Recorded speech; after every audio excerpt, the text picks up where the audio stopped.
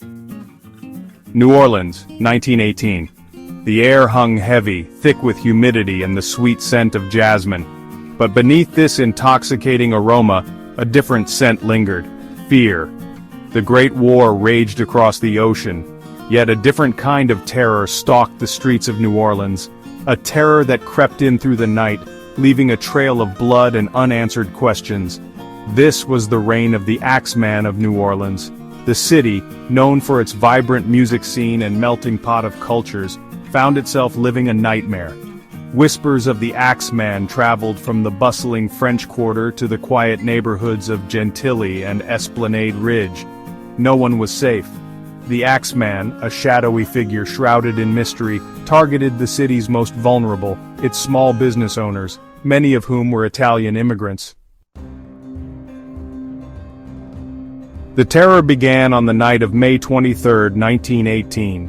Joseph Maggio, a grocer, and his wife Catherine were asleep in their apartment above their shop.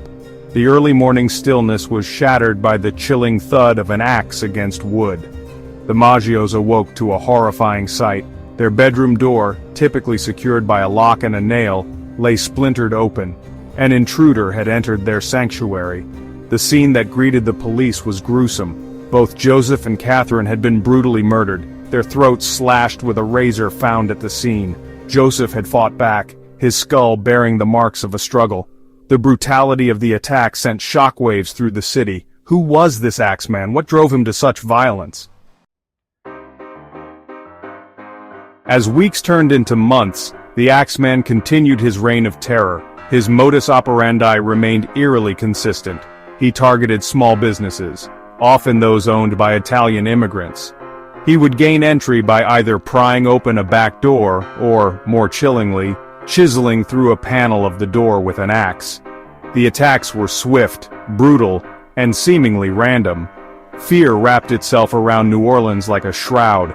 The once vibrant streets grew silent after dark. People barricaded themselves indoors, their homes transformed into makeshift fortresses. The police, under immense pressure, worked tirelessly to find the Axeman, yet he remained an elusive phantom. Each new attack deepened the mystery, pushing the city further into the grip of terror. The Axeman's Letter, a haunting promise. Then, on March 13, 1919, the Axeman threw the city into further turmoil.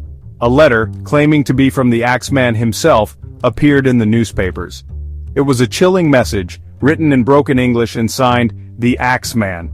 In the letter, the Axeman proclaimed his love for jazz music. He declared that on the following Tuesday night, he would visit the city again, but he would spare any place where a jazz band was playing.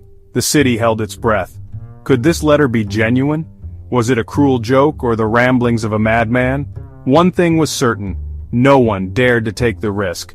On the night the Axeman had chosen, New Orleans came alive with the sound of jazz. Every dance hall, every saloon, every private residence pulsed with the vibrant rhythms of jazz music. Silence falls with the jazz. As the night wore on, a strange calm settled over the city. The streets, usually deserted after dark, were filled with the echoes of music and laughter. The Axeman, true to his word, did not strike that night. The city had found a temporary reprieve in the face of terror, its fear momentarily drowned out by the joyous defiance of jazz. But the silence did not last.